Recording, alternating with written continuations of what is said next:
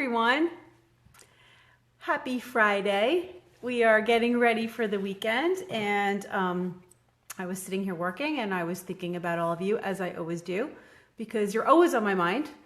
Whatever I'm doing, whether I am writing something, reading something, responding to something, or thinking of what's next, you guys are on my mind. So I thought, why don't we just spend a little time together before the weekend starts? And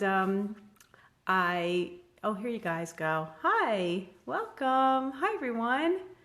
Yeah, it's so great to be able to turn this on and just see all of your names. And I can feel like I'm seeing your faces because I'm starting to recognize your names. And I'm like, oh, hi, Megan. Hi, everyone. There they are. So, hi, Courtney. Yeah, hi. So I was thinking, again, like all the questions are coming in. Let's keep answering them, right? Hi. Yeah. Are you guys getting notifications when I go live? Did me. There we go. I thought I put it on airplane mode. Hi. Yes. Hearts to you too. Mwah.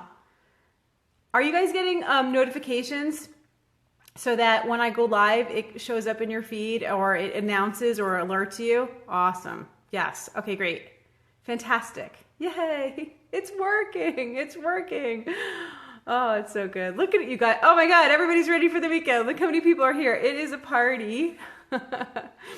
So can you see me okay? Do I need some more light on? Because I just got some new lighting in here. I could turn it on and see how it looks. Let's see what that looks like with the lighting. Oh, more light. Here we are. Now it's bright. It's getting dark here. It looks like it's starting to, I don't know, it's really humid again, so maybe it's gonna rain. I don't know, but it started to get dark and it's kind of early. I'm like, uh-oh, summer is ending. All right, so everybody's joining us now. Hi. So, okay, so here's what I was thinking. So there were all these questions that are coming on my feed here. So let's answer a few of them. And then if you guys have other questions, if I can read fast enough, then I can answer some that you're posting here too. And then if I don't get to your question, always remember that if I don't get to it while we're doing the live Q&A, because it's hard for, let's be honest here, it's just hard for me to read them and answer them at the same time. Then just post them onto my wall so that when I go live again, it'll just be right there up in the queue and you'll get your question answered, okay? Yes, good afternoon.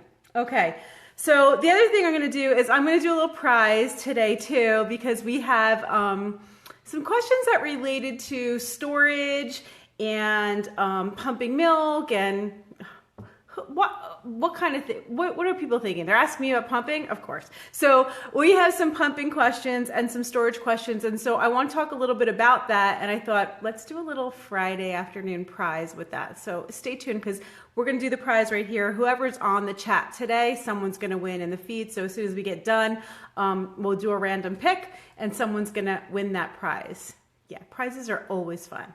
I like prizes too. So, all right, so let's do the first question here, okay? And the first question came in, this is from, let's see, this one is from Samantha, okay? And Samantha said, have you ever helped a bariatric patient deal with milk supply? I'm 5 years post-op. And for any of you guys who don't know what she's talking about, Samantha had like a gastric bypass for weight loss. So that's what she's talking about. So she's 5 years from the surgery and she's had 2 children and she had to supplement her babies in 2012 and 2015. She's due with her 3rd in November. Congratulations. And she's mentally preparing herself for that again. She only eats about 1,000 to 1,200 calories a day because that's normal. After you've had gastric bypass surgery, your stomach is smaller and you do eat less calories. Could that be the reason? I'm going to say no. Although I'm not sure whether or not, I mean, if 1,000 to 1,200 is what is maintaining your weight and that's the healthy amount that you're eating, I would say that's probably not the issue. I am not really sure why you had to supplement. And this came up last time we spoke too, is, so many times the supplementation has nothing to do with low milk supply, but a perceived milk supply issue where you start early supplementation and then the supplementation leads to a low milk supply, which then requires more supplementation. So I have a feeling that could have been the reason. I'm not sure.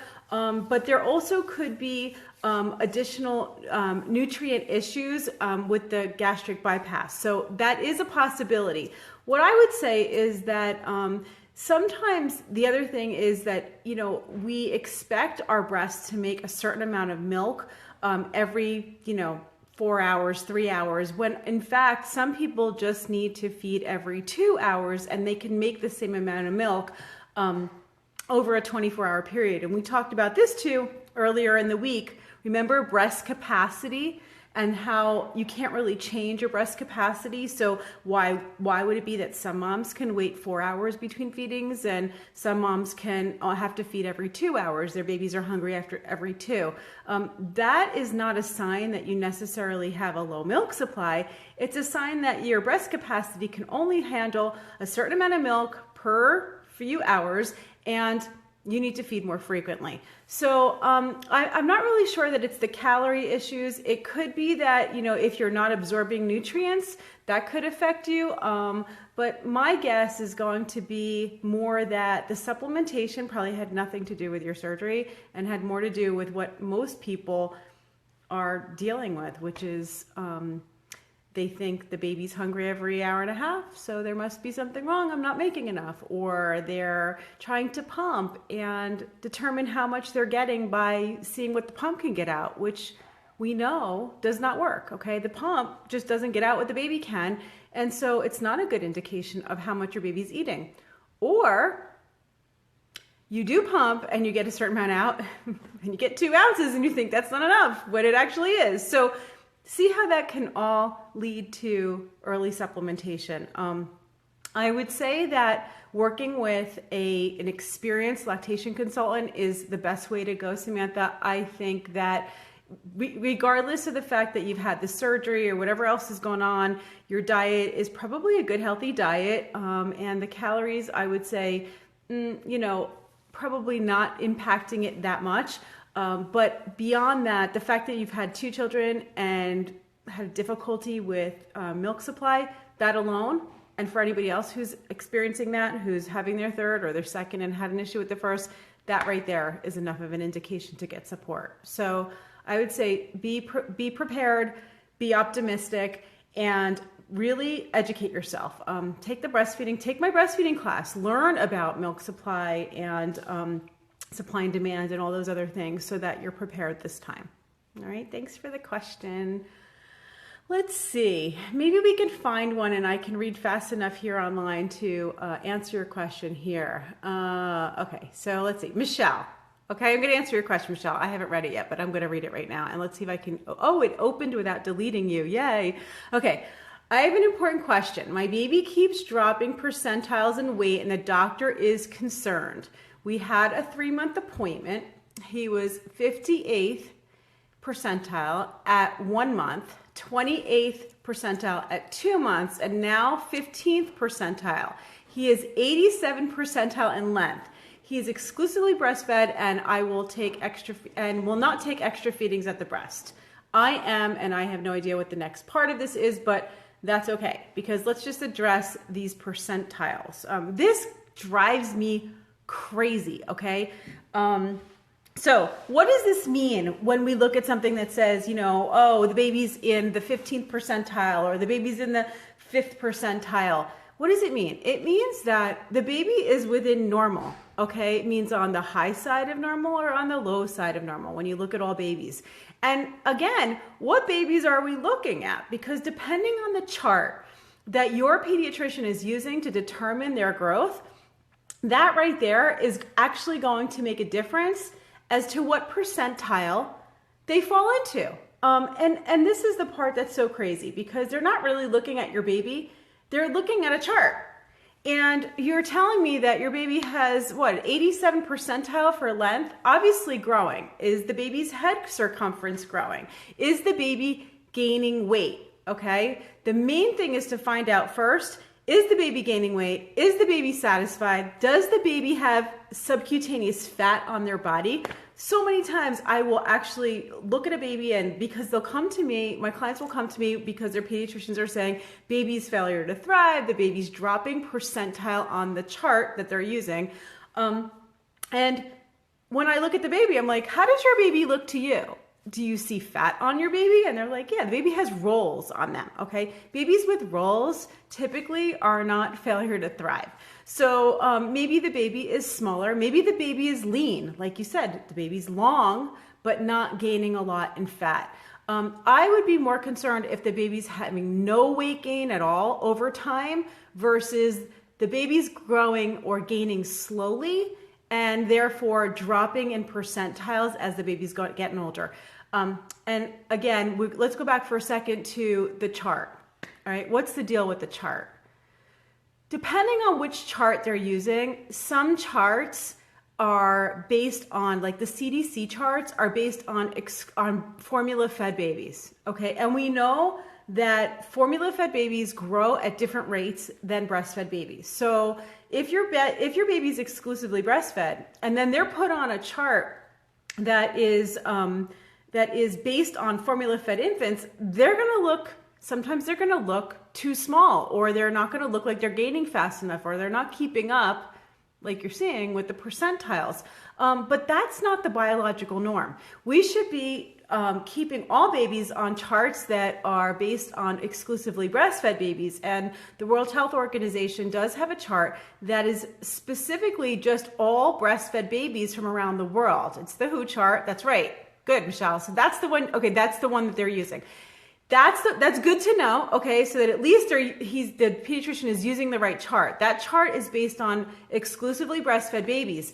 But the point is that as long as there's some weight gain, Michelle, is the baby gaining weight at all, or just is the baby losing weight? Is there been no weight gain? I want to know that if the baby's not gaining at all, or if the baby's just gaining slowly. Because you can see those decreases. And breastfed babies can sometimes start leveling off where they gain a lot right in the beginning in those first few months, and then they start to slow down in their weight gain. All right, so I'll wait for Michelle to answer that. Yes, gaining. Okay, so the idea that the baby needs to gain at a particular pace,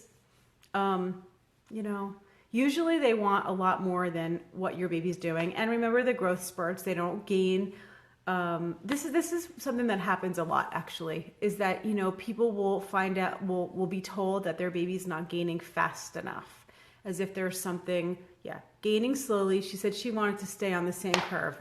Your baby is not going to stay on the same curve. Okay. So maybe your baby is getting long, but just, growing in length and not growing in weight as fast, but still gaining. I think it's ridiculous. I think that you don't need to be staying on the same curve. And not dropping off the curve either. It sounds like still within normal, just lower on the curve. Yeah, I would just not do anything different. I mean, what would you do anyway? Start supplementing?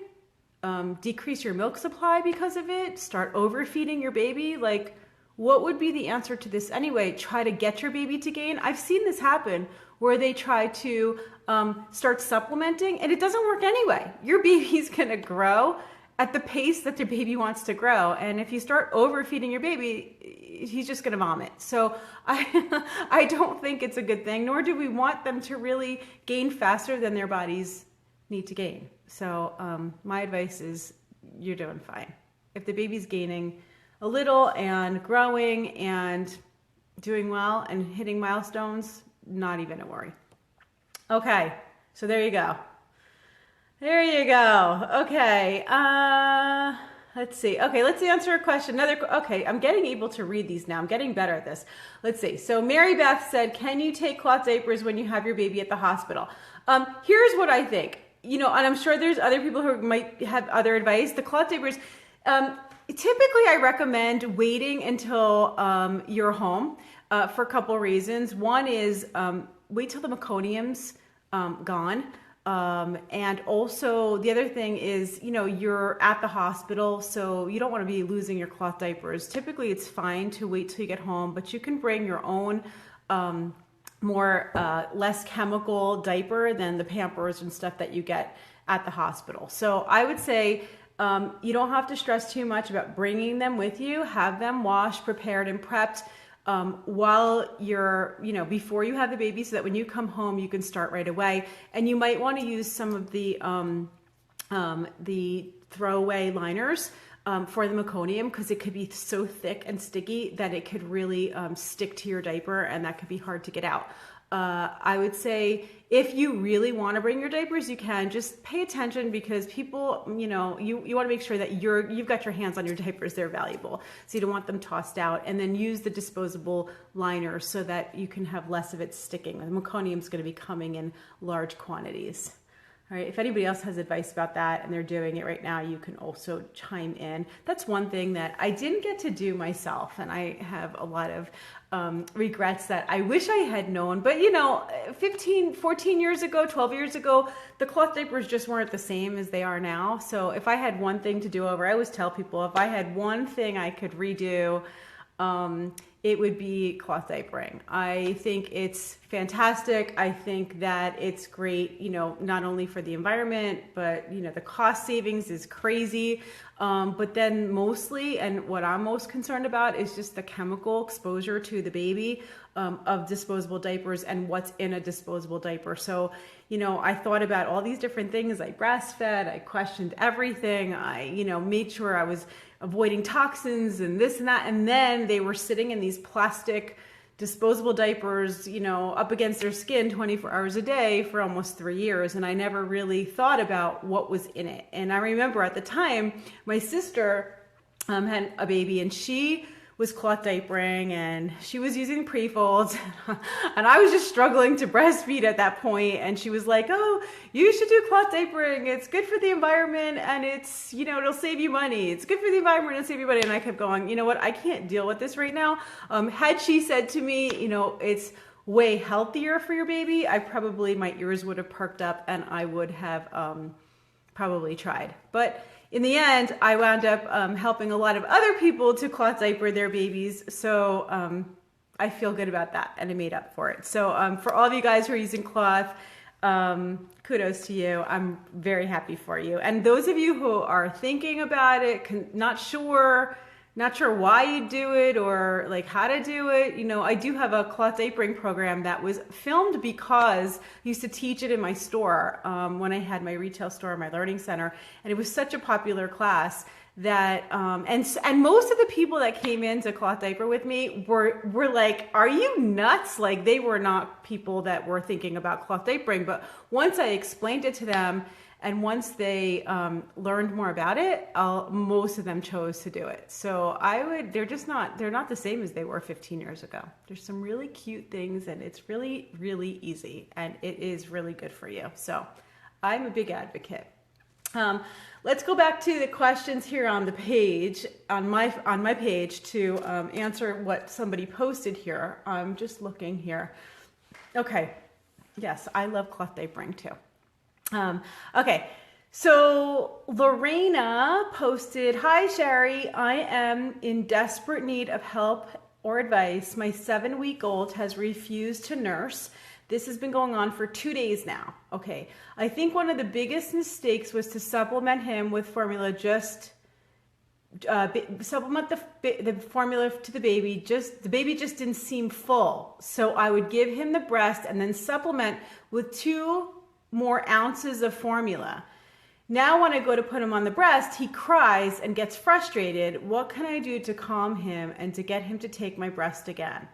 So, okay, so I'm sorry, Lorena. So here's a perfect example of perceived issue creating real issue. Okay, she has a 7-week-old who's now refusing the breast and refusing to nurse because she started to supplement because she thought that he was still hungry, and then the supplementation is what she would consider only 2 ounces is a whole feeding for a 7-week-old. So, that's another thing, is like, if, 2 things. One is, was the baby really hungry? Did she really not have enough milk, or was the baby going through probably their 6-week growth spurt? And then on top of it, 2 ounces after a feeding is going to keep that baby sleeping for a long stretch of time, because that's like the whole feeding in itself.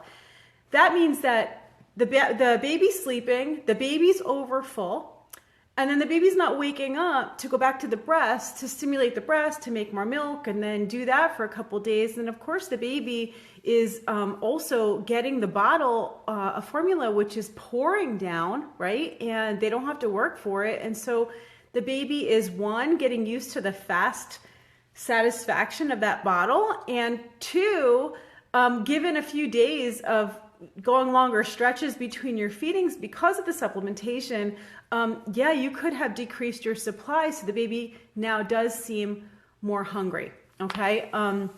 I think that the best thing that you can do is, first of all, if you really did create a milk supply issue, now we need to start increasing your supply. So you might have 2 issues right now. 1, it could be that you really did decrease your supply, and 2, the other one is that the baby is now refusing to go to the breast. The first one, let's just address the milk supply issue. You need to be stimulating and emptying the breast as frequently as possible. We talked about this on, what was it? I think it was Tuesday.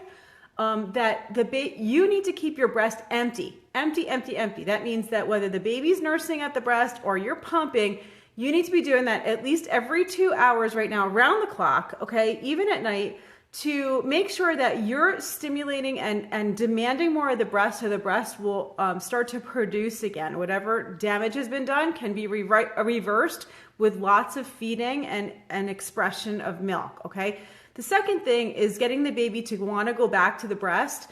And the best way to do that is lots of skin to skin, okay? So, I would stop, I would just be in bed with the baby. I would be carrying the baby. I would be doing skin to skin with the baby. I'd be offering the breast more, and don't give up, because it hasn't been that long. Your baby's only 7 weeks old. You still have milk, okay? You still have milk. And the best thing you could do is to keep sticking with it, even though the baby seems to be refusing. Keep doing skin to skin with the baby. That skin to skin actually stimulates the baby to want to breastfeed. Okay, so it's important to do that. And, we do that with newborns, we do that with preemies. This actually stimulates that, that desire in the baby to want to nurse at the breast. Okay, want to nurse at the breast. So I would say lots of skin to skin, keep putting the baby back to breast, and make sure you're emptying the breast so that you've reversed any supply issues that you may have began with the formula. If you do have a supply issue, you may have to supplement a little to start weaning down, but it's hard to tell just from your question. And if you really are making enough and then you're supplementing on top, you may be able to just stop the supplementation. I'm not really sure. When you say the baby just didn't seem full, okay, that's the key for all you guys out there, okay? So that you're feeding your baby doesn't seem full. What does that mean, full? Does that mean like falling asleep at the end of the feeding? Does that mean that the baby never cries? The baby could be crying and doing all these things for different reasons, then the baby is just not full, all right? So again, here's a perfect example of how you can create the issue. So hopefully you can get this turned around, which I know you can. It's just going to take a little bit of work to do that. Let's see here. Crystal asked the question, she said, Shari, I feel this is a super silly question, but when do you feed the baby the extra colostrum you pumped in the beginning? We had to syringe feed early on, so I pumped extra and I have a few bags left. The baby is 4 months old. I would probably mix it in with some of my fresh pump milk. I would probably take some of that and not feed it maybe as a whole feeding, but mix it in with some fresh pump milk and feed it to the baby. What you don't want to do is have it go bad at this point. I mean, it's already 4.5 months. So if you pumped it right at the beginning, you're probably getting to the very last, to the end stage of it being okay to be frozen. So don't waste it. Defrost it, mix it in, give the baby some in a bottle, and then breastfeed. I wouldn't supplement the whole feeding, as I don't know how much extra you have. You said a few bags. just mix it in with your regular breast milk and don't waste it, because that colostrum is still good for the baby.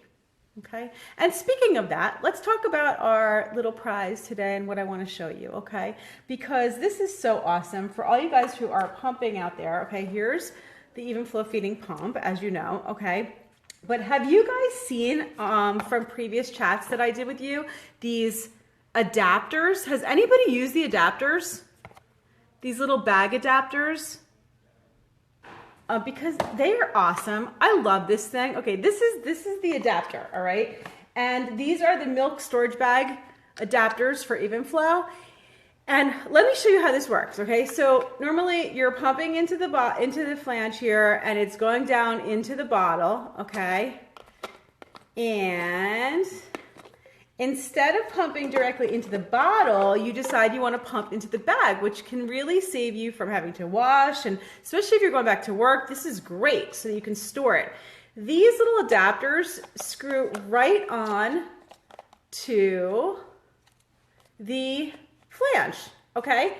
And then you take a bag, one of the little milk storage bags here, okay? These are so cute. Like, they have little sayings on them. I don't know if it comes out backwards. I think it does. This one says, "One day at a time, mommy." I love these, okay? So these are great milk storage bags. And what you do is you actually just, you see how I'm pinching this right here? I don't know if I'm doing it in the right direction. Okay, I'm pinching right there. You slide the bag in, and it grasps it, okay? And this is really, really strong. So it holds it. And now you can pump right into the bag, and you don't even need the bottle. And it's just so simple, but this is like strong. We tested it with like putting a lot of milk and fluid inside of here just to make sure that it can hold the weight, because you don't want that to fall off, you know? But this is just one of the most genius little pieces of equipment that I've seen, and the design is so awesome. And what's great is it's strong for pumping, and that funnel is making the milk go straight down into the bag. But then when you go to take it off, it's so simple. You just pinch and see how easy that releases. So you're not fumbling around with it. These are just great, and they screw right on. So again, I'm going to show you again. See how it just sticks right on there like that. Now you pump, okay? You could use your hands-free pumping bra. You could do whatever you're doing, and then you simply take it off like that, and now you can seal up your bag. Fantastic. I mean, genius design, genius design. I've seen a lot of adapters out there. Nothing comes close to this little baby, okay? This is really, really great. Do they work with other pumps, Medela pumps, even anything that has a standard neck bottle, it will screw onto, okay? So yes, it will fit on the Medelas, it will fit on the Amitas, it will not fit on the Spectra because that's I believe it's a wider neck. Anything that has the standard neck, it will fit onto, okay? So it should have the same thread there. All right, but these are great. So I'm going to be giving away, they come in a pack of 2 like that, so you get 2 of them. And then I'm also going to be giving away a pack of the storage bags. So someone's going to win the adapters and a box of these amazing Evenflo Feeding bags, which I love too. These are great as well. So these have like the gussets at the bottom. So when you start to fill them up, they stand. And they're just, you know, it's a material that's like that's a lot less plastic, plus it freezes a lot faster and it defrosts a lot faster. So it's just great, and has these cute little sayings too.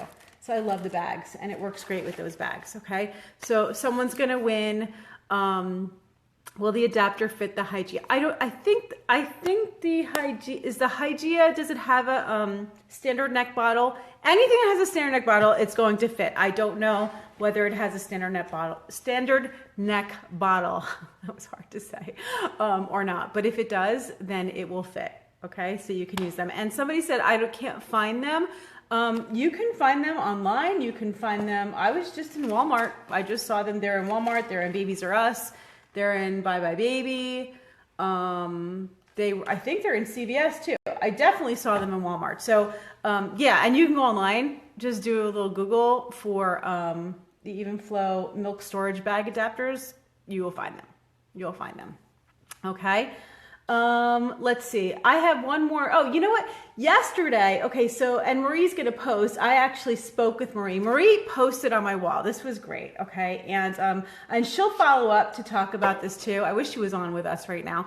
But Marie posted to me, and what she said was that she had just gotten the Evenflo Feeding pump, and she was struggling with it. She had a Medela pump, and she was struggling to get letdowns. She bought it because she had heard me talking about it. She heard me talking about it with Jamie, and she's also a doula, and she's been using this Medela pump and decided to go ahead and get the Evenflo Feeding pump based on the recommendations that I had made.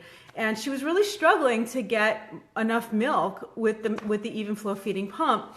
And so I decided to reach out to her, and we had a little chat yesterday, which was awesome because I needed to know what was going on for her, so that I could help her to make sure that she's getting those multiple letdowns, that she's getting enough milk, because the last thing we want is for you to pump and then not get your milk out. So we spent a little time on the phone. She pumped while we were talking, which was great.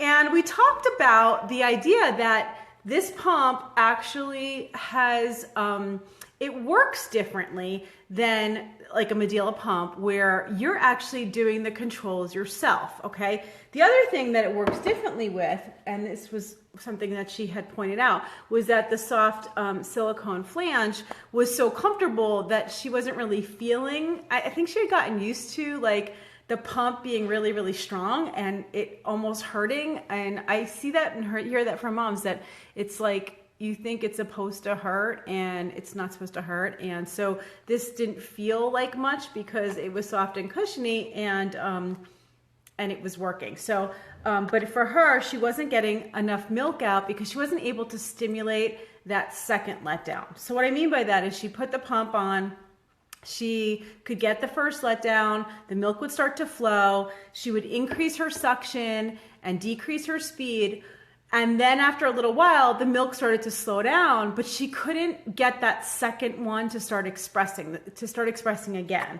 And what she was doing, and I'm going to show you guys how to work this, because if you have this pump at home and you don't know this part, I can see just from talking to Marie yesterday that this is huge, okay? So pay attention. When you start off pumping, so these are the speeds. There's 4 speeds and there's 8 suction levels, okay? When you start off pumping, you want to put the settings into letdown mode. And on the Medela, when it's in letdown mode, it's actually having a low suction and a high speed. So the speed's all the way up and the suction's all the way down. And you put the pump on, and then you pump until you start to see milk starting to drip. That means that you're starting to get a letdown, okay? The milk starts to drip. When that happens, you increase your speed, you increase your suction, okay? Maybe to like 5 or 6 with Marie yesterday. We didn't even have her go over the 5 suction level because it doesn't have to hurt or go really, really strong. She just needed the suction to go up. So she went up to 5. And then we decreased her speed from 4 down to 2. So we just decreased her speed a little bit and increased her suction a little bit, and then her milk started to express. Now, after a few minutes, the milk started to slow down, as it will, okay, as you're pumping.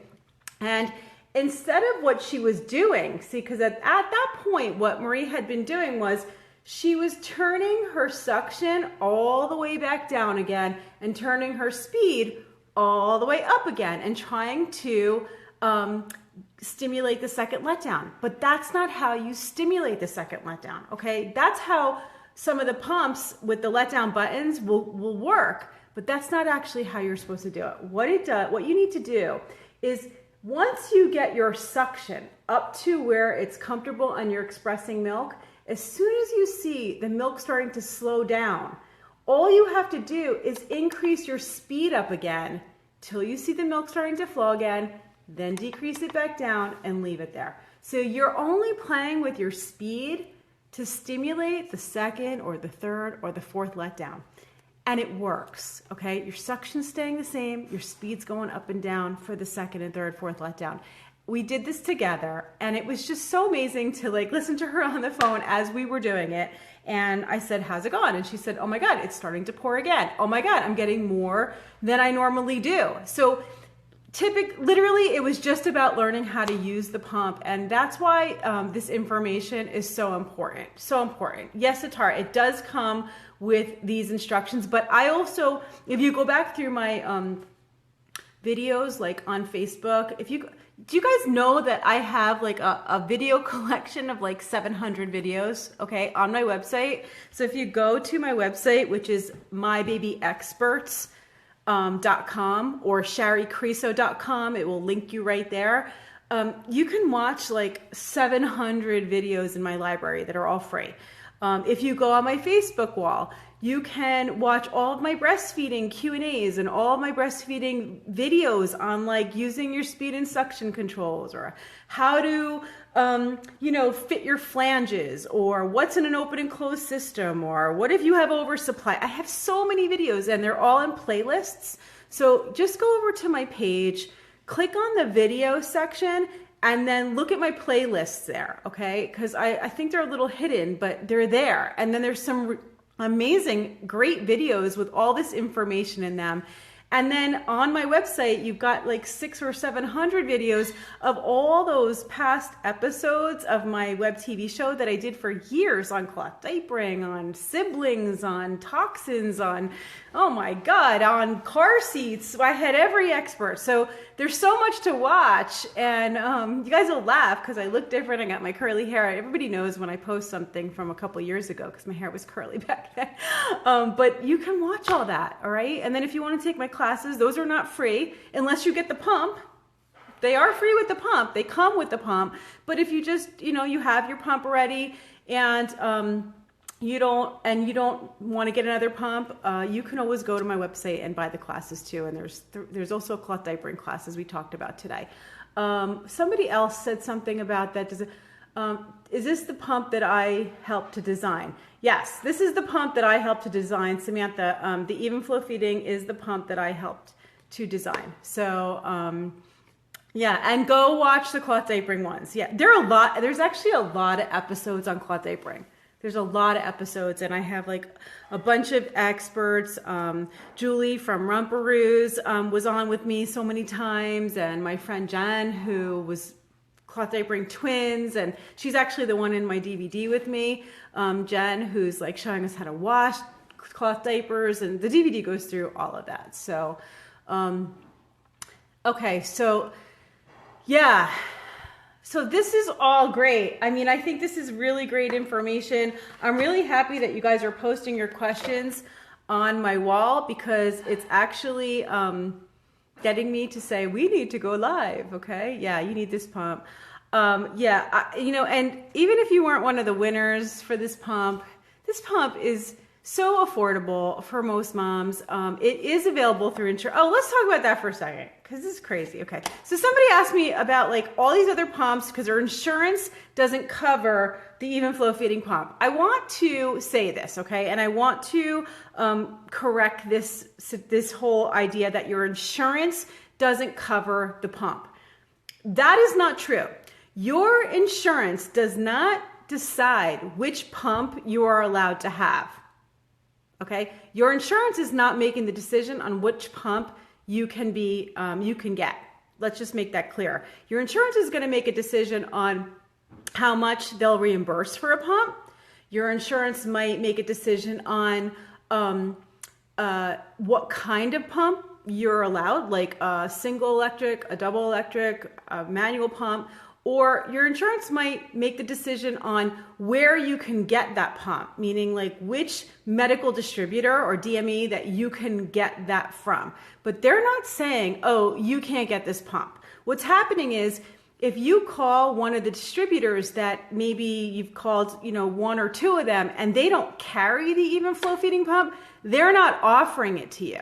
That's what's happening. So what you need to do is call one of the national distributors, call some other medical distributors, other DMEs that carry the Evenflo Feeding pump, give them your insurance information and say, can you take my insurance? Can I have this pump? Can you take my insurance? Because so many people have reached out to me and said, I want to get this pump, but I can't because my insurance doesn't cover it. And I'm like, that's not that's not how it works. That's not how it works. So, you know, I would say there's, if you go to, I have a website called Evenflo Feeding InsurancePump.com that lists some national distributors.